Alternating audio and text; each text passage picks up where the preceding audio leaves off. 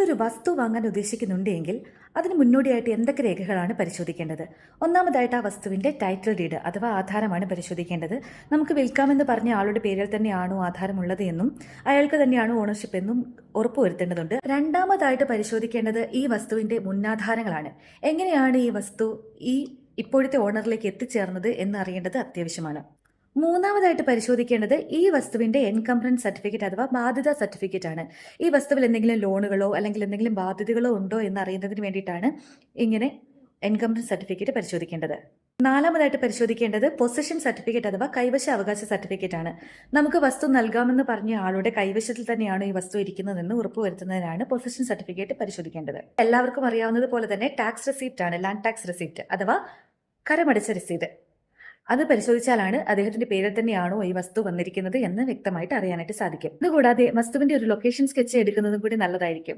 അതിൽ നിന്ന് വസ്തുവിന്റെ 4 അതിരിലുമുള്ള വസ്തുക്കൾ ഏതൊക്കെയാണെന്ന് കണ്ടെത്തുന്നതിനും പൊതുവഴി ഉണ്ടോ അല്ലെങ്കിൽ പ്രൈവറ്റ് റോഡ് ഉണ്ടോ എന്നൊക്കെ കണ്ടെത്തുന്നതിനും ലൊക്കേഷൻ സ്കെച്ച് ഉപകരിക്കും. അതുകൂടാതെ നോൺ അറ്റാച്ച്മെന്റ് സർട്ടിഫിക്കറ്റും ബേസിക് ലാൻഡ് ടാക്സ് രജിസ്റ്ററും ROR അഥവാ റെക്കോർഡ് ഓഫ് റൈറ്റ് എന്ന ഈ രേഖകളും കൂടി പരിശോധിക്കുന്നത് നല്ലതായിരിക്കും. ഇത്രയും രേഖകൾ മാത്രം പോരാ, കൂടുതൽ രേഖകൾ പരിശോധിക്കേണ്ടതുണ്ട്. എന്നാൽ ഇത്രയുമെങ്കിലും നിങ്ങൾ പരിശോധിക്കേണ്ടത് അത്യാവശ്യമാണ്.